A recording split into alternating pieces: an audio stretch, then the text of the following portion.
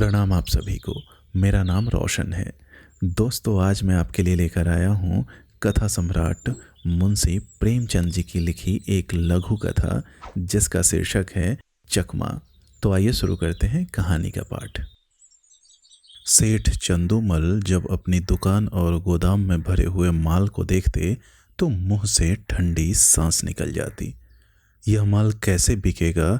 Bank का सूद बढ़ रहा है, दुकान का किराया चढ़ रहा है, कर्मचारियों का वेतन बाकी पड़ता जाता है। ये सभी रकमें गांठ से देनी पड़ेंगी। अगर कुछ दिन यही हाल रहा तो दिवाले के सिवा और किसी तरह जान न बचेगी। तिस पर भी धरने वाले नित्य सिर पर शैतान की तरह सवार रहते हैं। सेठ चंदूमल की दुकान चांदनी चौक दिल्ली में थी।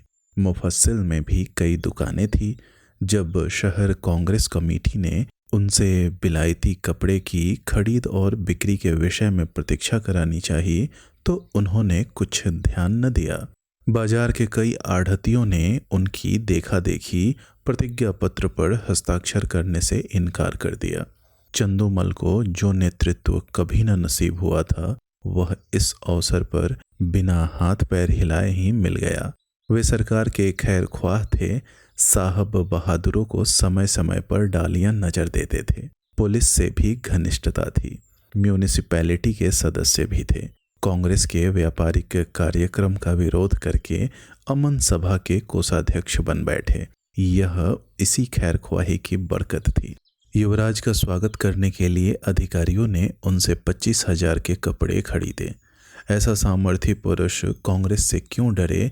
कांग्रेस है किस खेत की मूली? पुलिस वालों ने भी बढ़ावा दिया। मुआहिदे पर हरगिज दस्तखत न कीजिएगा।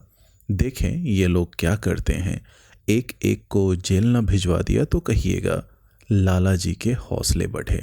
उन्होंने कांग्रेस से लड़ने की ठान ली। उसी के फलस्वरूप 3 महीनों से उनकी दुकान पर प्रातःकाल से 9 बजे रात तक पहरा रहता था। पुलिस दलों ने उनकी दुकान पर वॉलंटियरों को कई बार गालियां दी, कई बार पीटा। खुद सेठ जी ने भी कई बार उन पर बाण चलाए, परंतु पहरे वाले किसी तरह न टलते थे। बल्कि इन अत्याचारों के कारण चंदूमल का बाजार और भी गिरता जाता था। मुफस्सिल की दुकानों से मुनीम लोग और भी दुराशाजनक समाचार भेजते रहते थे। कठिन समस्या थी। इस संकट से निकलने का कोई उपाय न था। वे देखते थे कि जिन जिन लोगों ने प्रतिज्ञा पत्र पर हस्ताक्षर कर दिए हैं वे चोरी छिपे कुछ न कुछ विदेशी माल लेते हैं। उनकी दुकानों पर पहरा नहीं बैठता। यह सारी विपत्ति मेरे ही सिर पर है। उन्होंने सोचा पुलिस और हाकिमों की दोस्ती से मेरा भला क्या हुआ।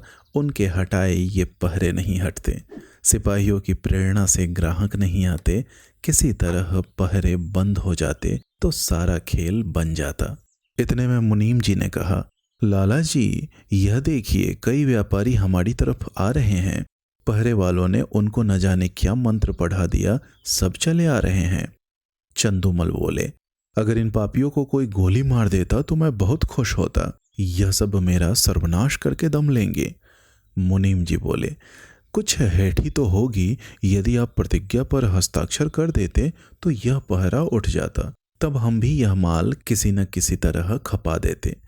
चंदूमल बोले, मन में तो मेरे भी यह बात आती है, पर सोचो अपमान कितना होगा। इतनी हेकड़ी दिखाने के बाद फिर झुका नहीं जाता। फिर हाकिमों की निगाहों में गिर जाऊंगा और लोग भी ताने देंगे कि चले थे बच्चा कांग्रेस से लड़ने। ऐसी मुंह की खाई कि होश ठिकाने आ गए। जिन लोगों को पीटा और पिटवाया, जिनको गालियां दी, जिनकी हंसी उड़ाई, अब उनकी शरण कौन मुंह लेकर जाऊं। मगर एक उपाय सूझ रहा है। अगर चकमा चल गया तो 12 हैं। बात तो तब है जब सांप को मारूं मगर लाठी बचाकर। पहरा उठा दूं पर बिना किसी की खुशामद किए। 9 बज गए थे। सेठ चंदूमल गंगा स्नान करके लौट आए थे और मसनद पर बैठकर चिट्ठियां पढ़ रहे थे। अन्य दुकानों के मुनीमों ने अपनी विपत्ति कथा सुनाई थी।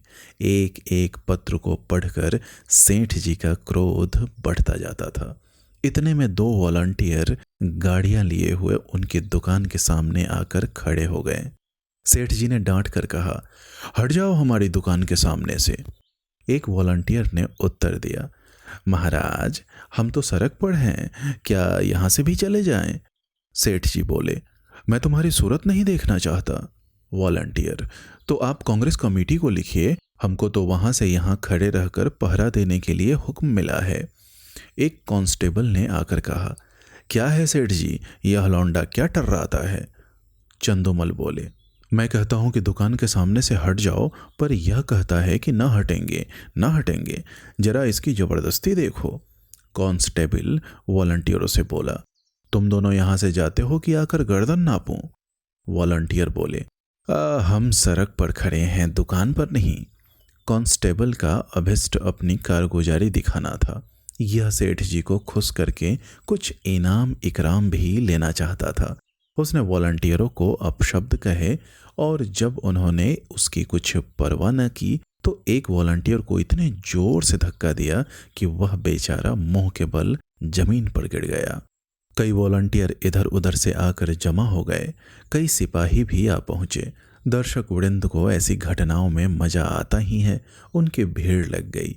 किसी ने हांक लगाई, महात्मा गांधी की जय। औरों ने भी उसके सुर में सुर मिलाया। देखते देखते एक जन समूह एकत्रित हो गया। एक दर्शक ने कहा, क्या है लाला चंदूमल, अपनी दुकान के सामने इन गरीबों की दुर्गति करा रहे हो और तुम्हें जरा भी लज्जा नहीं आती? कुछ भगवान का भी डर है या नहीं? सेठ जी ने कहा, मुझसे कसम ले लो जो मैंने किसी सिपाही से कुछ कहा हो।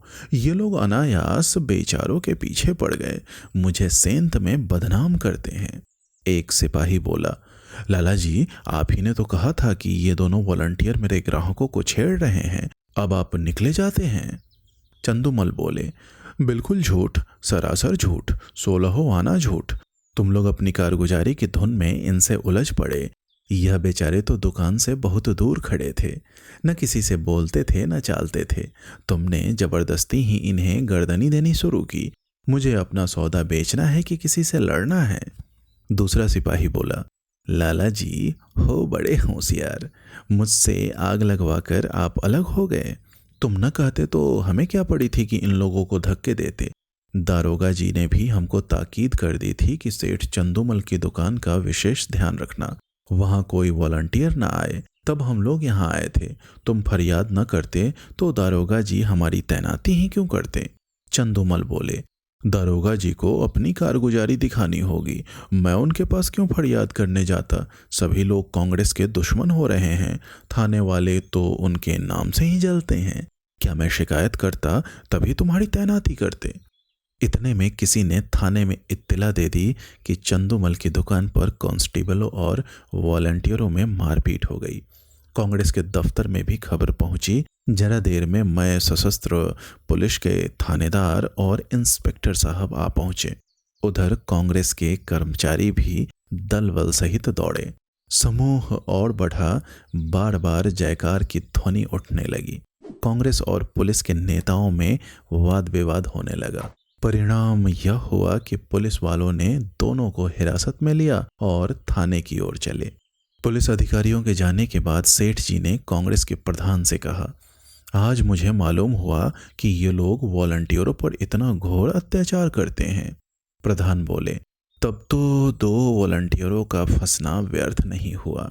इस विषय में अब तो आपको कोई शंका नहीं है। हम कितने लड़ाकू, कितने द्रोही, कितने शांति भंगकारी हैं, यह तो आपको खूब मालूम हो गया होगा।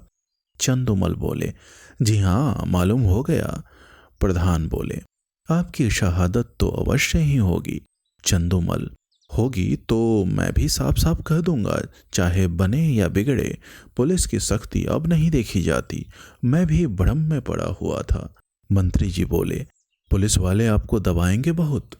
चंदूमल, एक नहीं 100 दबाव पड़े तो भी मैं झूठ कभी न बोलूंगा। सरकार उस दरबार में साथ न जाएगी। मंत्री बोले, अब तो हमारी लाज आपके हाथ है। चंदूमल, मुझे आप देश का द्रोही न पाएंगे। यहाँ से प्रधान और मंत्री तथा अन्य पदाधिकारी चले तो मंत्री जी ने कहा, आदमी सच्चा जान पड़ता है। प्रधान संदिग्ध भाव से बोले, कल तक आप ही सिद्ध हो जाएगा।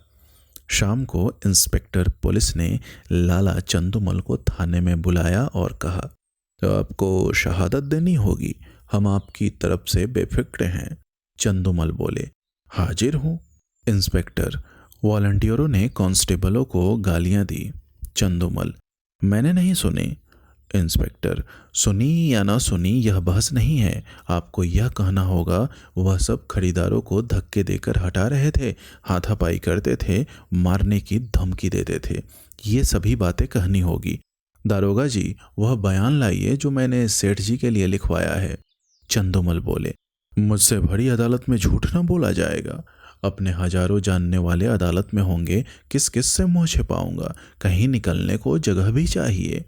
इंस्पेक्टर बोले, यह सब बातें निज के मामलों के लिए है, पॉलिटिकल मामलों में झूठ, सच, शर्म और हया किसी का भी ख्याल नहीं किया जाता। चंदूमल, मुंह में कालिख लग जाएगी। इंस्पेक्टर, सरकार की निगाह में इज्जत चौगुनी हो जाएगी। चंदूमल जरा सोचकर बोले, जी नहीं, गवाही न दे सकूंगा, कोई और गवाह बना लीजिए। इंस्पेक्टर, याद रखिए यह इज्जत खाक में मिल जाएगी। चंदूमल, मिल जाए, मजबूरी है। इंस्पेक्टर, अमन सभा के कोषाध्यक्ष का पद छिन जाएगा। चंदूमल बोले, उससे कौन रोटियां चलती हैं। इंस्पेक्टर बोले, बंदूक का लाइसेंस छिन जाएगा। चंदूमल, छिन जाए बला से, इनकम टैक्स की जांच फिर से होगी, जरूर कराइए, यह तो मेरे मन की बात हुई। इंस्पेक्टर, बैठने को कुर्सी ना मिलेगी। चंदूमल बोले, कुर्सी लेकर चाटूं, दिवाला तो निकला जा रहा है। इंस्पेक्टर बोले, अच्छी बात है, तशरीफ ले जाइए, कभी तो आप पंजे में आएंगे। दूसरे दिन इसी समय कांग्रेस के दफ्तर में कल के लिए कार्यक्रम निश्चित किया जा रहा था। प्रधान ने कहा, सेठ चंदूमल की दुकान पर धरना देने के लिए 2 स्वयंसेवक भेजिए। मंत्री जी बोले, मेरे विचार में वहां अब धरना देने की कोई जरूरत नहीं। प्रधान, क्यों, उन्होंने अभी प्रतिज्ञा पत्र पर हस्ताक्षर तो नहीं किए। मंत्री बोले, हस्ताक्षर नहीं किए पर हमारे मित्र अवश्य हो गए, पुलिस की तरफ से गवाही न देना यही सिद्ध करता है। अधिकारियों का कितना दबाव पड़ा होगा इसका अनुमान किया जा सकता है। यह नैतिक साहस में परिवर्तन हुए बिना नहीं आ सकता। प्रधान बोले, हाँ, कुछ परिवर्तन तो अवश्य हुआ है। मंत्री जी बोले, कुछ नहीं महाशय, पूरी क्रांति कहना चाहिए। आप जानते हैं ऐसे मामलों में अधिकारियों की अवहेलना करने का क्या अर्थ है। यह राजविद्रोह की घोषणा के समान है। त्याग में संन्यास से इसका महत्व कम नहीं है। आज जिले के सारे हाकिम उनके खून के प्यासे हो रहे हैं। आश्चर्य नहीं कि गवर्नर महोदय को भी इसकी सूचना दी गई हो। प्रधान बोले, और कुछ नहीं तो उन्हें नियम का पालन करने के लिए प्रतिज्ञा पत्र पर हस्ताक्षर कर देना चाहिए था। किसी तरह उन्हें यहाँ बुलाइए, अपनी बात तो रह जाए। मंत्री जी बोले, वह बड़ा आत्माभिमानी है, कभी ना आएगा, बल्कि हम लोगों की ओर से इतना अविश्वास देखकर संभव है कि फिर उस दल में मिलने की चेष्टा करने लगे। प्रधान बोले, अच्छी बात है, आपको उन पर इतना विश्वास हो गया तो उनकी दुकान छोड़ दीजिए। तब भी मैं यही कहूँगा कि आपको स्वयं मिलने के बहाने से उस पर निगाह रखनी होगी। मंत्री जी बोले, आप नाहक इतना शक करते हैं। 9 बजे सेठ चंदूमल अपनी दुकान पर आए तो वहाँ एक भी वॉलंटियर न था। मुख पर मुस्कुराहट की झलक आई। मुनीम से बोले, कौड़ी चित पड़ी। मुनीम जी बोले, मालूम तो होता है, एक महाशय भी नहीं आए। चंदूमल बोले, न आए और न आएंगे, बाजी अपने हाथ रही। कैसा दाव खेला, चारों खाने चित्त। आप भी बातें करते हैं, इन्हें दोस्त बनाते कितनी देर लगती है। कहिए अभी बुलाकर जूतियां सीधी करवाऊं। टके के गुलाम हैं, न किसी के दोस्त न किसी के दुश्मन। सच कहिए, कैसा चकमा दिया है। मुनीम जी बोले, बस यही जी चाहता है कि आपके हाथ चूम लें। सांप भी मरा और लाठी भी न टूटी, मगर कांग्रेस वाले भी टोह में होंगे। चंदूमल बोले, तो मैं भी तो मौजूद हूँ। वह डाल डाल चलेंगे तो मैं पात पात चलूँगा। विलायती कपड़े की गांठ निकलवाइए और व्यापारियों को देना शुरू कीजिए। एक अठवारे में बेड़ा पार है। दोस्तों उम्मीद करता हूँ यह कहानी आपको पसंद आई होगी। ऐसे ही ढेरों कहानियाँ सुनने के लिए आप हमारे चैनल से जुड़े रहें। बहुत बहुत धन्यवाद।